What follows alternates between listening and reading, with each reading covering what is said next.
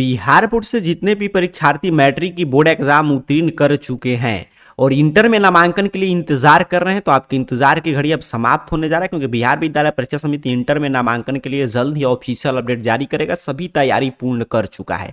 तो अभी के इस वीडियो के माध्यम से मैं आपको समझा दूंगा कि इंटर में नामांकन की प्रक्रिया कब से शुरू होगा, उसके साथ साथ सबसे महत्वपूर्ण कि क्या क्या डॉक्यूमेंट्स अपने को बनवा कर तैयार रखना है, कि नामांकन में क्या क्या डॉक्यूमेंट्स लगेगा, ये चीजें समझ लेंगे, ताकि जैसे ही आवेदन की प्रक्रिया शुरू हो तो आप सबसे पहले अपना आवेदन करें और प्रथम मेरिट लिस्ट में आपका नाम आए और आपका नामांकन हो जाए। ठीक है, तो सबसे जरूरी है क्या क्या डॉक्यूमेंट्स अपने को बनवा कर अभी से तैयार रखना है।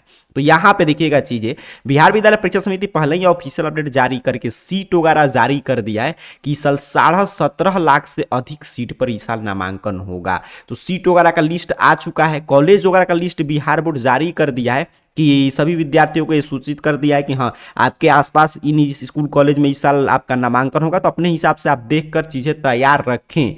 क्योंकि क्या है कि यहाँ पे देखिए ध्यान से कि जैसे ही आवेदन की शुरुआत होगा तो कम से कम बोला जाएगा 10 और अधिकतम 20 कॉलेज का विकल्प का चयन कीजिए। तो जो विद्यार्थी यहीं अच्छा से भर लेते हैं, अपना पहले से सभी चीज़ें डॉक्यूमेंट्स वगैरह तैयार रखते हैं बनवाकर, उनका प्रथम लिस्ट में ही नामांकन हो जाता है। तो आपका जो है 10 अप्रैल से संभावना है कि पोर्टल वगैरह ओपन हो जाएगा। 17.5 लाख से अधिक सीट पे नामांकन होगा।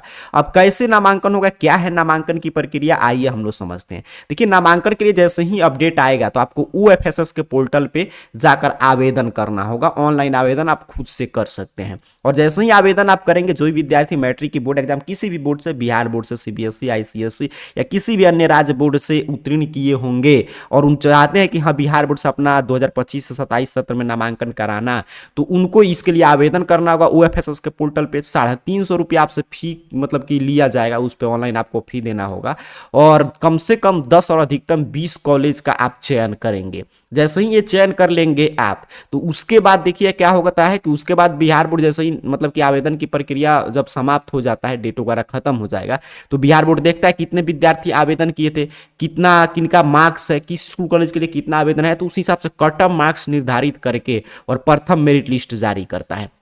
अगर आपका प्रथम मेरिट लिस्ट में नाम आ गया तो ठीक है, नहीं आता है तो आपको द्वितीय मेरिट लिस्ट को इंतजार करना पड़ता है। तो ये सभी चीज है, तो नामांकन की यही प्रक्रिया है। तो सबसे पहले क्या करना होगा, आपको आवेदन करना होगा। उसके बाद आवेदन की प्रक्रिया समाप्त होगा तो प्रथम मेरिट लिस्ट आएगा, तब द्वितीय, तब तृतीय, फिर स्लाइड अप वगैरह का विकल्प मिलता है। फिर अगर सीट शेष रह गया तो स्पॉट एडमिशन का मौका मिलेगा। देखिए, सभी विद्यार्थियों का नामांकन होगा, क्योंकि देखिए मैट्रिक में मात्र पूरा आंकड़ा लेकर चले तो 14.5 से 15 लाख परीक्षार्थी उत्तीर्ण किए हैं और 17 लाख से अधिक सीट है। तो समझिए, अगर अच्छा से बस दो चीज इसमें है कि एक तो डॉक्यूमेंट्स वगैरह बनवाकर पहले से तैयार रखते हैं और दूसरा कि आप अपने मार्क्स के अनुसार अपने अच्छे से कॉलेज का चयन करते हैं कि किस स्कूल कॉलेज में आपका नामांकन कराना है। तो अच्छा, अभी से आप चयन वगैरह करके रखेंगे तो उसमें जैसे आवेदन की शुरुआत होगा, आप अच्छा से आवेदन करेंगे, आपका प्रथम मेरिट लिस्ट में नाम आ जाएगा। तो कॉलेज वगैरह का लिस्ट भी मैं बता दूंगा। अभी देखिए ध्यान से, सबसे महत्वपूर्ण है कि ये पता चल गया कि संभावना है बिहार बोर्ड पहले जो अपडेट जारी किया उसके अनुसार कि 10 अप्रैल से पोर्टल ओपन हो जाएगा आवेदन के लिए। अब आगे देखिए क्या होता है। लेकिन अब दूसरा महत्वपूर्ण कि सर तब तक क्या क्या डॉक्यूमेंट्स बनवा कर हम लोग रखें, तो क्या क्या डॉक्यूमेंट्स बनवा ले, तो इसमें 2 पार्ट है नामांकन में, समझिए। अभी जो पोर्टल ओपन होने जा रहा है उसमें सिर्फ आप आवेदन करेंगे, मतलब अप्लाई करेंगे, ये एडमिशन नहीं हो रहा है। आप आवेदन करके बता रहे हैं कि बिहार बोर्ड से मैं नामांकन लेने के लिए इच्छुक हूं, इस स्कूल कॉलेज में अगर मेरा नाम आता है तो मैं नामांकन करा लूंगा। तो ये आवेदन की प्रक्रिया शुरू होगा और नामांकन की प्रक्रिया जब मेरिट लिस्ट आएगा तब शुरू होगा। तो नामांकन दूसरा चीज है, ये आवेदन हो रहा है नामांकन के लिए, आप इच्छा अपना जाहिर कर रहे हैं, और नामांकन जब होगा, एडमिशन होगा, जब मेरिट लिस्ट में बताया जाएगा कि हाँ इस स्कूल कॉलेज में जाकर आपको आवेदन कराना है, तो वहां पे नामांकन के लिए डॉक्यूमेंट्स लगेगा। ठीक है, तो ये दोनों में अंतर है। तो अभी जो पोर्टल ओपन होगा आवेदन के लिए, तो इसमें अगर आप मैट्रिक की बोर्ड एग्जाम उत्तीर्ण किए हैं तो बस आपसे कुछ नहीं मांगा जाएगा, सिर्फ रोल कोड, रोल नंबर और डेट ऑफ बर्थ, ये 3 चीज आप भरेंगे। आपका पूरा, अगर आप बिहार बोर्ड से उत्तीर्ण किए मैट्रिक की बोर्ड एग्जाम, तो पूरा आपका डाटा कितना नंबर आया ऑटोमेटिक ओपन हो जाएगा और बस एक फोटो आपको अपलोड करना है। फिर अपना मोबाइल नंबर एक चाहिए ही, और एक ईमेल आईडी और एक फोटो वाला प्रूफ जो आपके पास होगा, या आधार कार्ड वगैरह कुछ भी, एक फोटो आईडी प्रूफ के तौर पे आपको अपडेट कर देना है। तो ये बस ये आवेदन के लिए मैं बता रहा हूं। जब आगे मेरिट लिस्ट वगैरह आएगा तब मैं आपसे नामांकन के लिए हम लोग चर्चा करेंगे क्या क्या डॉक्यूमेंट्स लगेगा। तो ये आपने क्लियर समझ लिया कि आवेदन के लिए क्या क्या लगेगा। अब इसमें ना आरक्षण प्रमाण पत्र आपको देना है, कुछ नहीं। आवेदन करते समय यही जो यहाँ पे देख रहे हैं रोल कोड, रोल नंबर अगर आप बिहार बोर्ड से उत्तीर्ण किए, और डेट ऑफ बर्थ, एक फोटो और मोबाइल नंबर, ईमेल आईडी आपके पास होगा ही, और फोटो आईडी प्रूफ होगा ही, बस। मतलब ये आवेदन के लिए। आगे जब आपका नाम आ जाएगा मेरिट लिस्ट में, तो आप नामांकन कराने जाएंगे जिस स्कूल कॉलेज में, तो वहां पे आपको आरक्षण संबंधी प्रमाण पत्र, निवास, ये सभी चीजें मांगा जाएगा। अगर आप आरक्षण के लाभ मतलब लेना चाहते हैं, या मार्कशीट वगैरह, वहां पे चीजें मांगा जाएगा। और जो विद्यार्थी अन्य बोर्ड से, सीबीएसई, आईसीएसई, किसी अदर स्टेट बोर्ड से परीक्षा उत्तीर्ण करके चाहते हैं बिहार बोर्ड से नामांकन लेना, तो उनको भी roll code, roll number, date of birth, और उसके साथ साथ उनके पास मार्कशीट होना चाहिए, चाहे वो नेट वाला हो या कोई भी हो, लेकिन उनको मार्कशीट लगेगा। Passport size colour photo, mobile number, email ID, photo ID proof, और एडमिशन के समय माइग्रेशन सर्टिफिकेट आपको देना होगा।